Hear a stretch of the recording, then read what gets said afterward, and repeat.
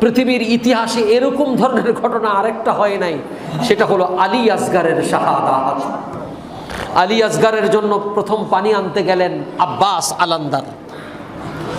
তিনি গেলেন হযরতে সৈয়দা শাহর বানু, ইরানের মধ্যে তার মাজার।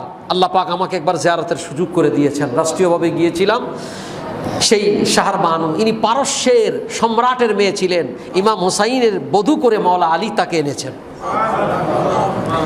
এই শাহর বানু চোখের পানি ফেলে বললেন, ওগো স্বামী, 6 মাসের শিশু, আমি কিছু খাই না, কিছু পাই না, দুধের স্তন শুকিয়ে গেছে, আলী আসগারের মুখে দুধ দিতে পারতেছি, একটু পানির ব্যবস্থা করেন, এই কচি শিশু বাচ্চাটার একটু দেখান।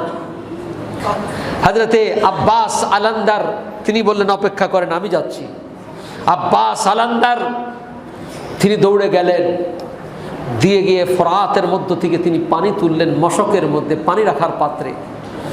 এবার কাঁধের মধ্যে নিয়ে যখন ফিরতেছেন, চতুর্দিকে ইয়েজিদি বাহিনী তাকে ঘেরাও করে ফেলছে।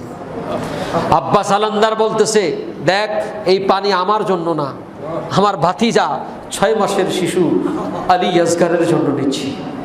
হযরত আব্বাস আলান্দারের সামনে তলোয়ার তোলা হলো।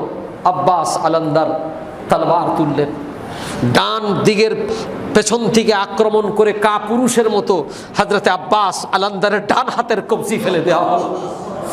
হযরত আব্বাস আলান্দার মশকটাকে বাম দিকে কেনে ধরলেন, আবার বাম দিকে পেছন থেকে তলোয়ারের আঘাত দিয়া বাম হাতের কবজিকে ফেলে দেওয়া হলো। হযরত আব্বাস আলান্দার টান দিয়ে ওই কাটা হাত থেকে পানির মশকটাকে মুখের মধ্যে কামড়ে ধরলেন। হযরত আব্বাস আলান্দারের পেছন থেকে তীর নিক্ষেপ করা শুরু হলো। হযরত আব্বাস আলান্দারের পেছন দিকে তীর নিক্ষেপের পর আব্বাস আলান্দার ঘোড়া চালিয়ে এগিয়ে যাচ্ছেন কাফেলার দিকে। পেছন থেকে এত বড় নেজা বল্লম মেরে পেছন থেকে মেরেছে, পেছন থেকে মেরে বুক দিয়ে বের হয়ে গেছে। হযরত আব্বাস আলান্দার চিৎকার দিয়ে বলেন, ওয়া হুসাইন, ওয়া হুসাইন, আমি তো জাইনাল আবেদিন, ও হুসাইন, আমি আলী আসগারের জন্য পানি আনতে পারলাম না। ইমাম হুসাইন চিৎকার দিয়ে উঠলেন।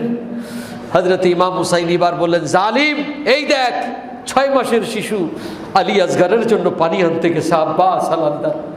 হারমালা বিন কাহেল নামে এক গোস্তাখ, এক বেয়াদব দুশমন, আহলে বাইতের দুশমন, সে হাসি ঠাট্টা দিয়ে তাকায়া একটা তীর মারলো। তীরটা এসা 6 মাসের শিশু আলী আসগারের বুকের মধ্যে গেল। আলী আসগারের মুখ থেকে ঝরঝর করে পানি পড়া শুরু হয়ে গেল। ইমাম হুসাইনের দাড়িটা লাল হয়ে গেল, চেহারার মধ্যে রক্ত আসলো। ইমাম হুসাইন এই দৃশ্য দেখে বললেন, আল্লাহুম্মা ইন্নী উশহিদুকা হাউলাইল কওম, আল্লাহ, এই সম্প্রদায় আমার সাথে যে আচরণ করেছে, আমি দুনিয়ায় কাউকে সাক্ষী রাখলাম না, তোমাকে সাক্ষী রাখলাম, কিয়ামতের ময়দানের বিচার তুমি করবে।